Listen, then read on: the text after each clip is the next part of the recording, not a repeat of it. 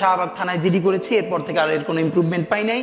তো এটা আপনারা আবার অনেকে মিডিয়া বলবে যে তাহলে আপনি জিডি করেন নাই কেন, এই জন্য করে রাখা। কিন্তু এই জিডি বা কোনো কিছু আমাদেরকে সুরক্ষা দেবে সেটা আমরা মনে করি না। এবং এই জন্য আমি বলেছি আজকে যদি আমাকে হত্যা করা হয়, যে কোনো মুহূর্তে করা হতে পারে। আমি আমার বন্ধুদেরকে ইনকিলাব কালচারাল সেন্টারে সেদিনকে আমরা সবাই বসে বলেছি যে আল্লাহ যদি আমাকে আগে নিয়ে যায় তারপর তোমাদের করণীয় কি। আমি আমার পরিবার এবং আমার ভাই বন্ধুদেরকে ডেকে বলেছি যে আল্লাহ আমাকে নিয়ে গেলে করণীয় কি হবে। বরং আমি আমার পরিবারকে বলেছি যে আমার সন্তানের এখন বয়স 7 মাস, আল্লাহ আমাকে নিয়ে গেলে ওকে যেন ওভাবে প্রস্তুত করা হয় যে এই দখলদারিত্বের বিরুদ্ধে লড়তে হবে।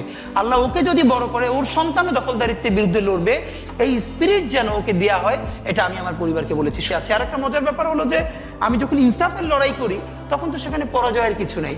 আমি বেঁচে থাকলে আমি গাজী হিসেবে লড়বো, আমি মরে গেলে শহীদ হয়ে আল্লাহর কাছে চলে যাব। আর আমাদের এই লড়াই তো হার জিতের কিছু, আমরা জিতের উপরেই আছি। আমাদের জীবন বেঁচে থাকলেও জিত, আমাদের জীবন চলে গেলেও জিত। আপনার তো হারানোর কিছু ছিল না। সুতরাং